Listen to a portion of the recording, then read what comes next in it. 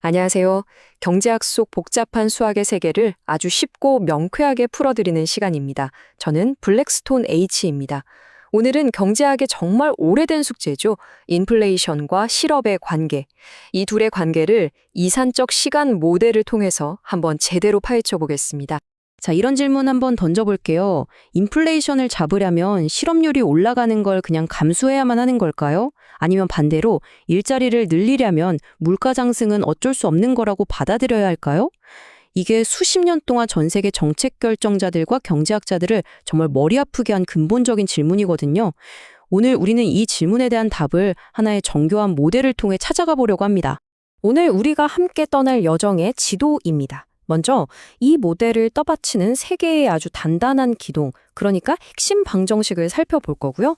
그 다음엔 이 방정식들을 하나로 엮어서 시간이 흐를 때 인플레이션이 대체 어떤 길을 걷게 되는지 추적해 볼 겁니다. 그 과정에서 경제의 운명을 좌우하는 결정적인 조건들을 발견하게 될 거고요.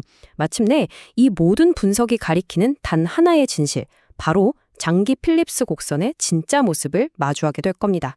정말 흥미진진하겠죠? 그럼 바로 시작해 볼까요? 아니, 이렇게 복잡해 보이는 관계를 분석하려면 도대체 어디서부터 손을 대야 할까요? 모든 위대한 건축물이 그렇듯이 이 모델도 세 개의 아주 단단한 기둥에서 시작합니다. 바로 세 가지 핵심 경제 관계를 나타내는 방정식이죠. 이 세 기둥이 어떻게 인플레이션과 실업이라는 거대한 구조물을 떠받치고 있는지 하나씩 살펴보시죠. 첫 번째 기둥은 바로 그 유명한 필립스 곡선입니다. 아주 쉽게 말하면 세상에 공짜 점심은 없다는 경제 원칙을 수학으로 보여주는 거예요. 단기적으로 봤을 때 다른 조건이 똑같다면 실업률을 낮추고 싶으면 어느 정도의 인플레이션 상승은 감수해야 한다. 바로 이 역의 관계를 명확하게 보여주는 식인 거죠. 근데 여기서 궁금한 게 생기죠. 필립스 곡선은 기대 인플레이션이 변하지 않는다고 가정하는데 사람들의 그 기대라는 건 대체 어떻게 만들어지는 걸까요? 바로 두 번째 방정식이 그 답을 줍니다. 이걸 적응적 기대라고 하는데요. 생각보다 아주 직관적이에요. 사람들은 미래를 예측할 때 점을 보러 가는 게 아니라 바로 어제의 경험, 그러니까 현재의 인플레이션을 가장 중요한 참고 자료로 삼는다는 겁니다. 꽤 합리적인 생각 아닌가요? 자, 이제 마지막 퍼즐 조각입니다. 오쿤의 법칙. 이 방정식은 중앙은행의 정책이 우리 삶에 얼마나 직접적인 영향을 미치는지 보여주는 아주 중요한 식이에요. 다시 말해 중앙은행이 돈을 풀거나 조일 때 그게 실물 경제, 특히 우리 일자리, 즉 실업률에 어떤 변화를 가져오는지 그 연결고리 역할을 하는 셈입니다. 자, 이제 우리 손에는 필립스 곡선, 기대 형성, 오쿤의 법칙이라는 세 개의 강력한 도구가 쥐어졌습니다. 근데 이것들이 아직은 다 따로 놀고 있잖아요.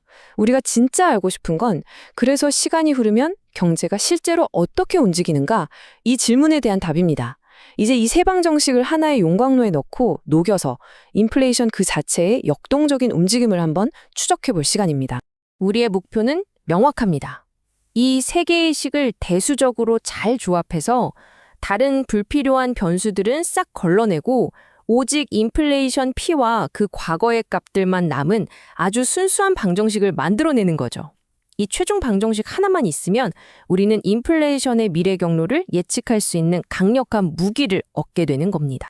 아, 복잡한 수학 계산 과정을 전부 다 따라오실 필요는 없어요. 중요한 건 그 논리의 흐름이니까요. 슬라이드에 보이는 것처럼 첫 단계는 대입입니다. 오쿤의 법칙이랑 기대 형성식을 필립스 곡선이라는 메인 틀에 쏙 집어넣어서 실업률 U하고 기대 인플레이션 파이 같은 변수들을 없애버리는 거죠. 그런 다음에 미래 PT 플러스 1, 현재 PT, 과거 PT-1의 인플레이션을 중심으로 식을 쫙 재배열하면 마침내 우리가 원하던 최종 상정식을 얻게 되는 겁니다. 그리고 마침내 이렇게 세 개의 방정식을 하나로 합친 결과가 바로 이 방정식입니다. 이 식 하나에 필립스 곡선의 상충관계, 사람들의 기대 형성 방식, 그리고 통화 정책의 영향까지 모두 녹아들어가 있는 거죠. 바로 이 강력한 방정식이 인플레이션의 운명을 결정하게 됩니다. 자, 이 강력하지만 좀 복잡해 보이는 방정식을 얻었습니다. 그럼 대체 이 식이 경제의 안정성에 대해서 구체적으로 뭘 알려주는 걸까요? 그 비밀은 바로 이 방정식 안에 숨어 있는 개수들에 담겨 있습니다. 이 숫자들을 자세히 들여다보면요. 우리 경제가 외부 충격을 받았을 때 안정적으로 회복될지 아니면 통제불능 상태로 폭주해버릴지를 예측할 수 있는 단서들을 찾을 수 있습니다. 경제의 안정성은요, 바로 이 세 가지 수학적 조건이 모두 충족되는지에 달려 있습니다. 복잡해 보이지만 이 부등식들은 사실 경제 시스템의 복원력을 나타낸다고 생각하시면 쉬워요. 마치 용수처럼요. 외부에서 충격이 꽝 하고 가해졌을 때 이 조건들이 만족되어야만 경제가 다시 원래의 균형점으로 되돌아오려는 힘을 갖게 되는 거죠. 만약 하나라도 어긋나면 경제는 걷잡을 수 없이 튕겨 나가버릴 수도 있습니다. 이 안정성 조건들이 충족되느냐 마느냐에 따라서 경제는 4가지 가능한 운명 중 하나를 겪게 됩니다. 첫째, 아주 얌전하게 균형점으로 수렴하는 경로가 있고요. 둘째, 위아래로 진동하면서 결국 균형을 찾아가는 경로가 있습니다. 하지만 이 조건들이 깨지면 걷잡을 수 없이 폭주하거나 진폭이 점점 커지면서 폭발적으로 진동하는 아주 불안정한 길을 걷게 되죠. 이 모델은 경제의 운명이 결국 파라미터 값에 따라 결정된다는 것을 명확하게 보여주는 겁니다. 자, 이제 추상적인 이론을 구체적인 숫자로 한번 확인해 볼까요?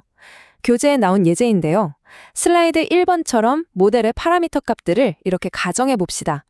이 값들을 이용해서 이번 단계에서 계수 B1과 B2를 계산할 수 있고요. 그리고 가장 중요한 3번 단계.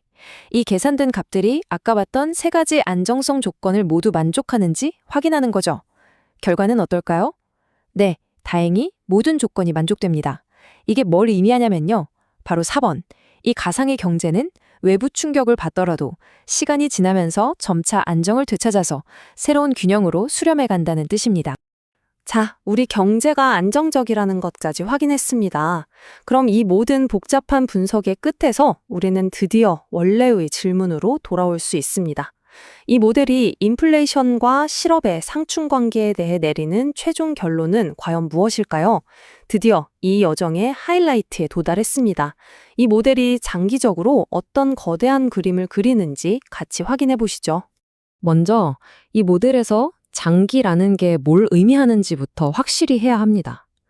장기 균형이라는 건요, 모든 변수들이 더 이상 변하지 않고 어떤 안정적인 수준에 도달한 상태를 말해요. 그러니까 인플레이션도 특정 값에서 딱 멈추고 실업률도 특정 수준에서 더 이상 움직이지 않는 아주 고요한 상태인 거죠. 그리고 이 장기 균형 상태에서 방정식을 풀어보면 정말 놀랍고도 중요한 결론에 도달하게 됩니다. 바로 장기적인 실업률, 즉 자연 실업률을 결정하는 이 식을 한번 보세요. 이 식 어디에도 인플레이션율을 나타내는 피바 변수가 보이지 않습니다. 이게 뭘 의미할까요? 바로 길게 보면 실업률의 수준은 인플레이션이 1%든 100%든 아무런 상관이 없다는 겁니다. 우리의 직관을 완전히 뒤엎는 강력한 결론이죠. 이 결론을 원문의 표현을 빌려서 다시 한번 강조해 볼게요. 장기 필립스 곡선은 수직이다. 이 말이 무슨 뜻이냐면 단기적으로는 실업률을 낮추기 위해 인플레이션을 좀 용인하는 선택이 가능할지도 몰라요. 하지만 장기적으로는 그런 선택 자체가 아예 불가능하다는 겁니다. 인플레이션 수준과 상관없이 실업률은 오직 그 경제의 구조적인 요인에 의해서만 결정된다는 경제학의 정말 중요한 통찰입니다. 자, 지금까지의 길고 복잡했던 수학적 교정을 통해 우리가 무엇을 배웠는지 정리해 볼 시간입니다. 이 정교한 모델이 우리에게 던지는 핵심 메시지들을 한번 요약해 보겠습니다. 오늘 분석의 핵심 4가지로 딱 정리해 드릴게요. 첫째, 인플레이션과 실업의 복잡한 춤은 하나의 이계차분 방정식으로 표현될 수 있다는 것. 둘째, 경제의 안정성이라는 운명은 그 경제의 구조를 나타내는 파라미터 값들에 의해 결정된다는 것. 셋째, 우리가 흔히 믿는 인플레이션과 실업의 상충 관계는 오직 단기에만 나타나는 신기루일 수 있다는 점. 그리고 가장 중요한 넷째, 장기적으로는 그 신기루가 사라진다는 겁니다. 인플레이션을 희생해서 실업률을 영원히 낮출 수는 없다는 거죠. 오늘 분석은 여기까지입니다. 이 모델은 정말 강력한 통찰을 주지만 동시에 현실의 모든 복잡성을 담고 있지는 않죠. 그래서 마지막으로 여러분께 질문 하나를 던지면서 마무리하고 싶습니다. 만약 오늘 우리가 도달한 이 장기적으로 상충관계는 없다는 결론에 한번 도전해보고 싶다면 이 모델의 어떤 현실 세계의 경제 요인을 추가해 보시겠습니까? 곰곰이 생각해 보시면 정말 재밌을 겁니다. 지금까지 들어주셔서 감사합니다.